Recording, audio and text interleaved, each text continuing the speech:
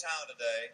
We recognized that he was going to be here, but you realize that both Ted and I had a choice today about who we were going to be with, and I got first choice on bills. I got this bill, he got that one.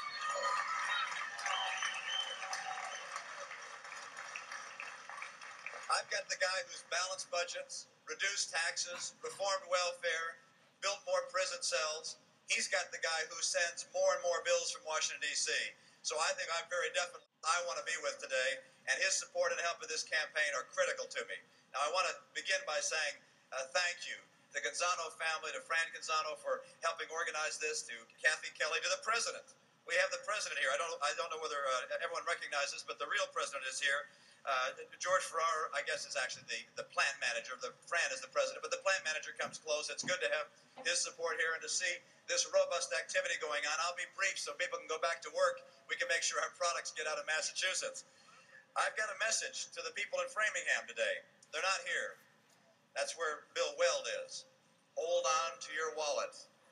The taxers are there. The taxers and spenders, the guys who put together the biggest tax increase in the history of the nation, are there explaining why they need more of your money. The people who went to the middle class and raised taxes on the middle class are there for more. The people who've said to the senior citizens, we need to raise taxes on Social Security benefits, are there in Framingham. The people who took $1 billion out of the Massachusetts economy and sent it to Washington are there in Framingham. And thank heavens Bill Weld stood up and said, enough. We don't want to have all that money going to Washington, D.C.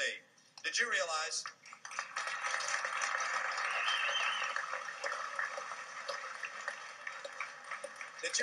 that the average working class family, the average middle class family of America, sends 40% of its money every year to government?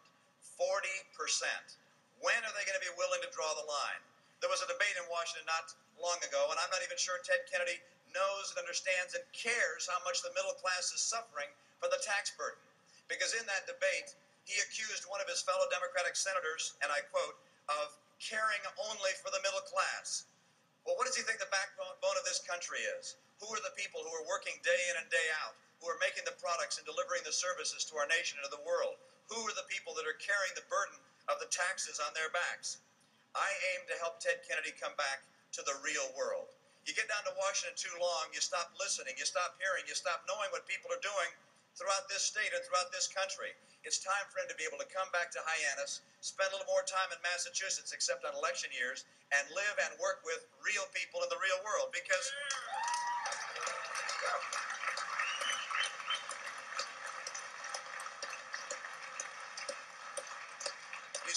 you see, in the real world, neither the people who are on welfare nor the people who are paying for welfare think that that's the answer to getting people back to work.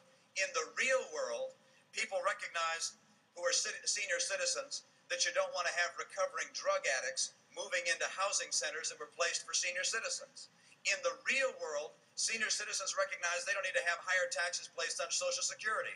In the real world that you and I live on, you can't get a special deal with a government agency on a no-bid basis like he did with the city of Washington, D.C.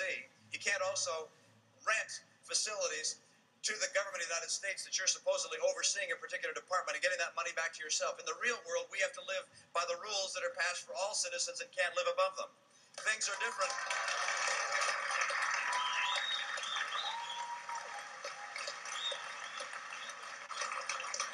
Things are different in the real world than they are down that world of Washington, D.C. And in my view, it is absolutely essential for us to send to Washington, D.C. a person who subscribes to the philosophy that Bill Weld has manifested here in Massachusetts. And that is a philosophy of saying we can increase the growth of our economy by cutting our taxes. We can balance a budget. We can have real welfare reform. We can get tough on crime. And with all of the talk, it's time to finally take action in Washington, D.C.